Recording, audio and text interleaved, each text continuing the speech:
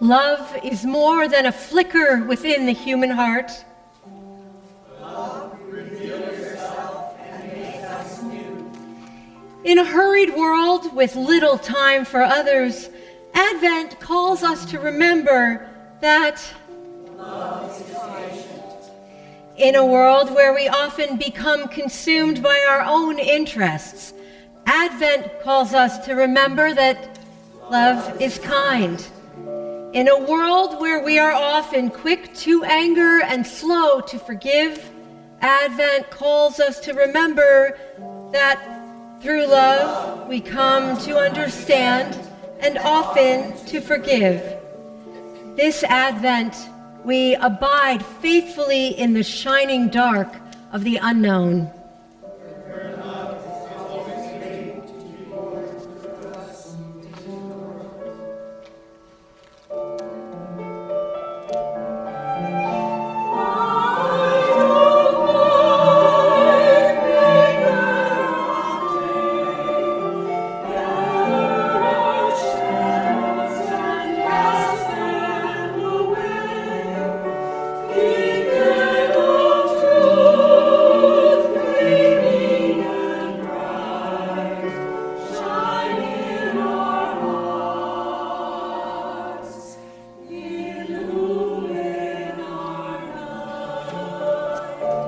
If you have offerings for the mitten tree, we'll be accepting them now and throughout the month.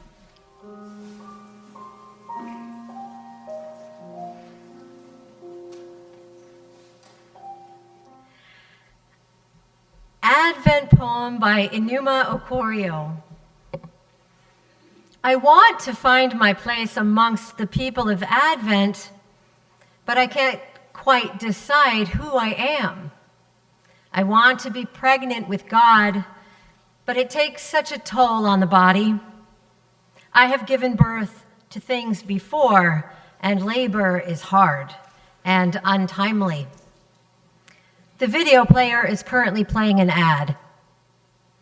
I want to welcome angels and say yes to anything, but if I saw an angel, I would hold him hostage and send a ransom note of questions demanding answers to God. I want to cheer blessings from the sidelines with a belly growing with prophecies and have friends and strangers take hope because God has a season for those whose seasons have passed. I want to put my trust in dreams and in the words of the ones I love, to believe that God is as close as the one who would share my bed. But mostly, I want a break from being the one who mostly falls silent in the presence of all that's holy, who loses her words in disbelief, terrified by claims of joy and gladness, unable to believe that prayers are answered. Here ends the reading. I want to put my trust in dreams, writes the poet, who acknowledges what is true for many of us.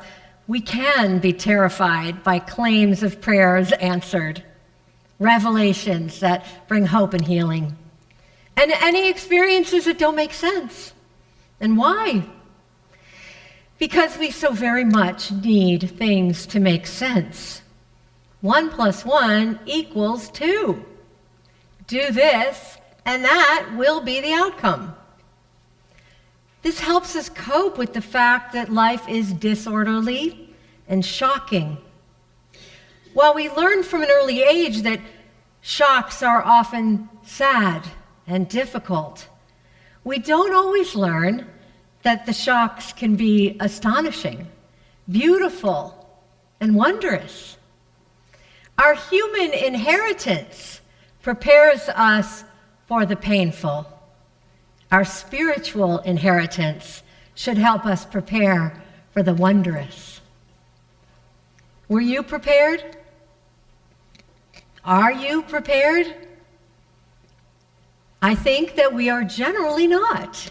I think that we are rather prepared to regard with immediate suspicion and disbelief the inbreaking of holiness, of divine love, of breathtaking sense of the numinous.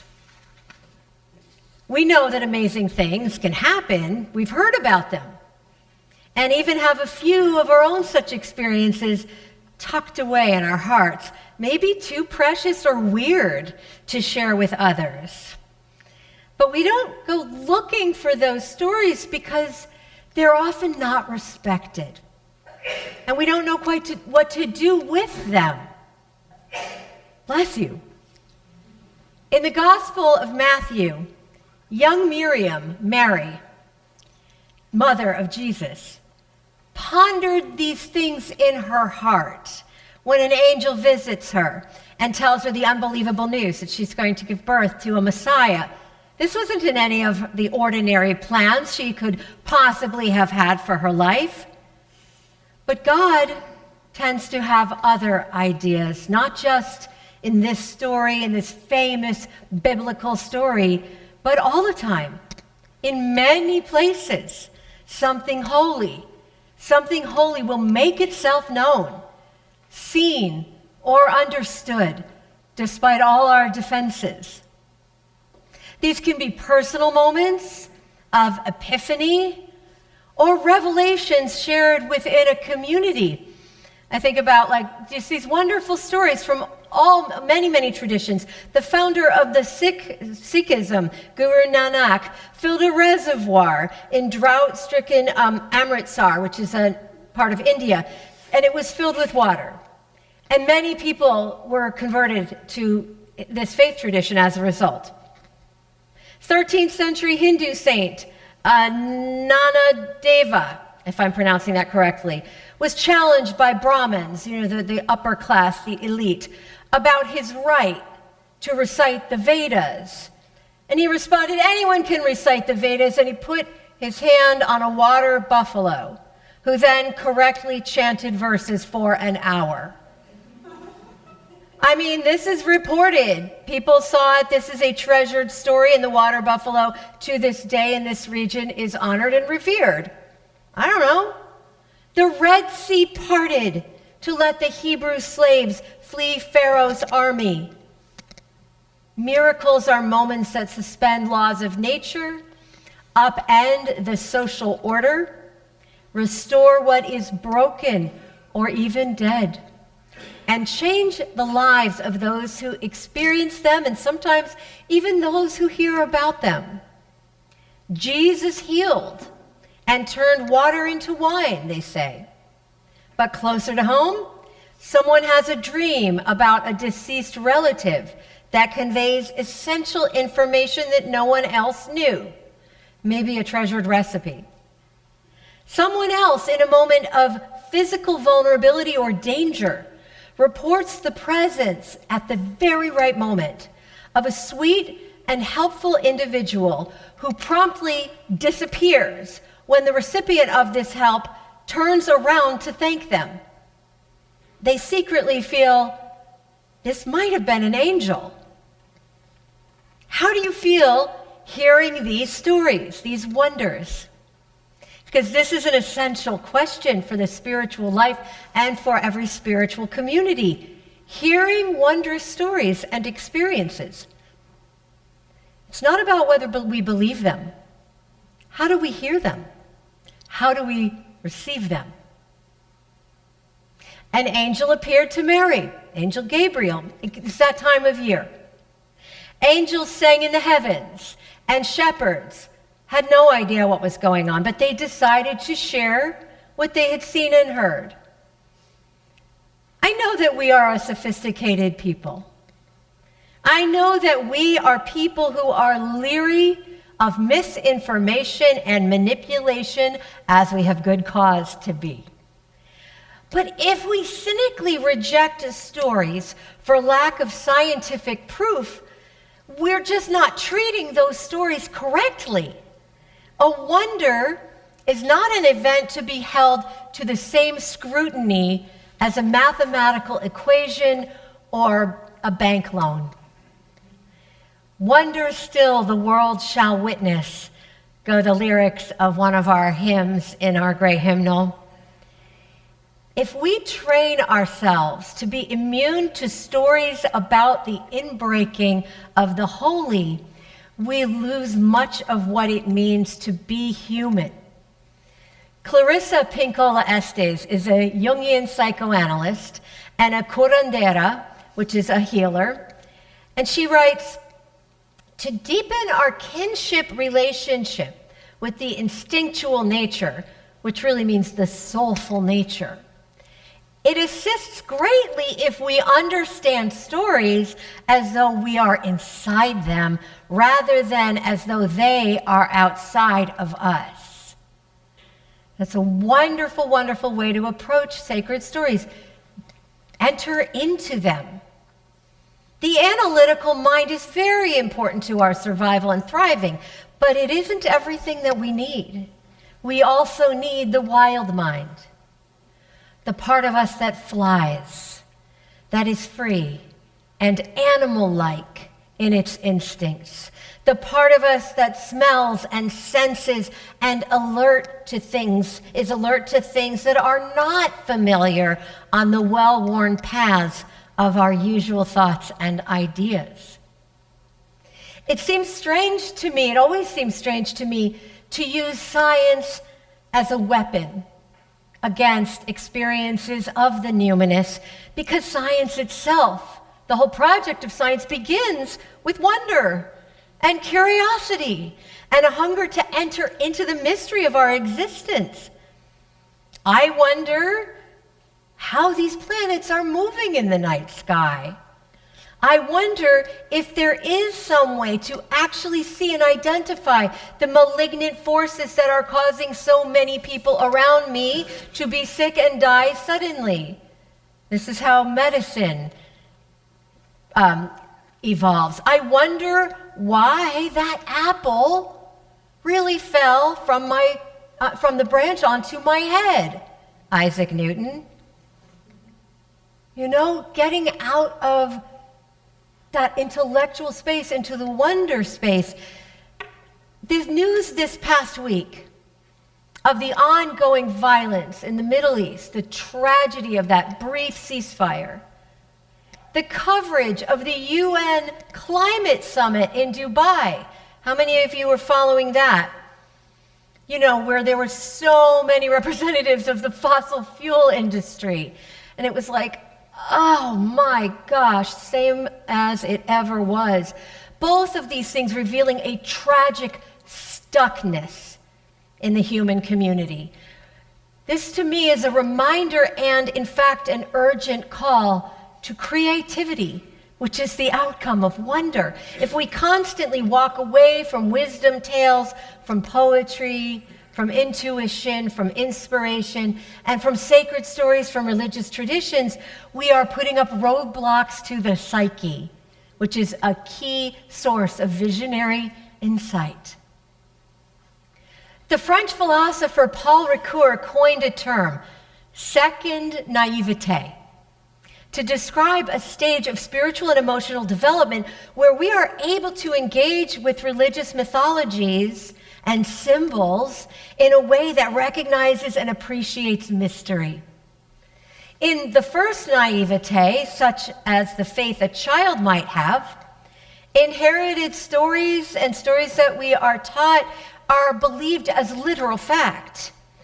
And then, as the child grows and learns, they realize that these stories can't possibly be literally true, and therefore many walk away entirely, feeling that they have outgrown such things, or that, even worse, they were lied to. But in the second naivete, we return with different appreciation and maturity to wonder stories.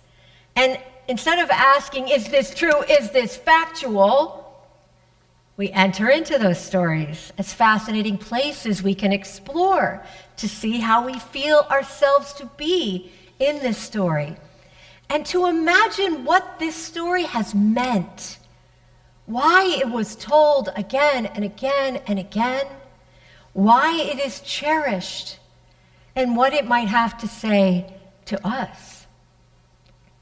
I read about a Siberian shamanic practice where the shaman tells stories to the people as they all lay on the floor, on the ground, with their heads touching each other in the middle. And as the shaman tells the stories, the community drifts off to sleep, and then they dream themselves into the story together. What stories are we dreaming ourselves into together? When I was a child and heard on the playground that Santa was not real, heard it said in a demeaning way, like anybody who still believed that was a real dummy, I was absolutely crushed. I said nothing, but I went home and I told my parents what I had heard, and they were furious.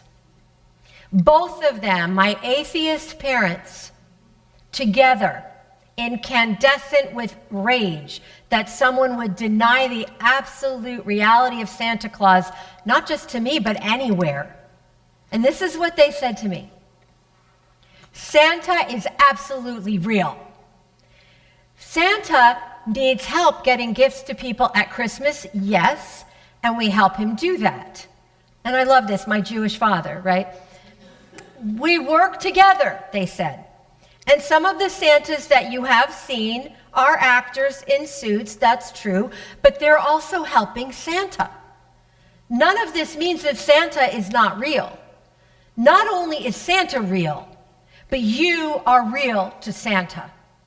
And when the time comes and you're old enough, you are going to be one of his helpers because he has a lot to get done. This seemed perfectly reasonable to me. And it still does. I understand that the nature of Santa was not quite what I believed it to be up till that point, but that his reality was not to be questioned. It was my perception and my perspective that had shifted thanks to the ardent faith of my parents and their vehemence that I not allow the cynical taunts of my less magical peers to ruin my trust in the reality of Santa. When I was a child, these words will sound familiar to many of you. When I was a child, I spoke as a child. I understood as a child. I thought as a child. But when I became a man, I put away childish things. And that is a phrase that Paul wrote in a very early letter to an early Christian community in Corinth. Me too, Paul.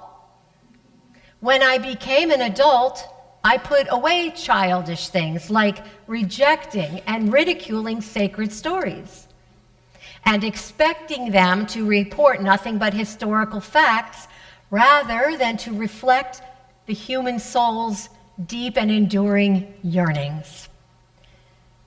God bless the storytellers. God bless the poets, the troubadours, the jazz musicians and their improvisations. God bless the mystics, the artists, the teachers, the scientists, the elders and the nurturers who convey to us across all time and all space these precious inheritances, who gift to us enduring magic and wonder. May we, in our turn, preserve it and practice it, so that our children may be blessed with a sense of holy possibility.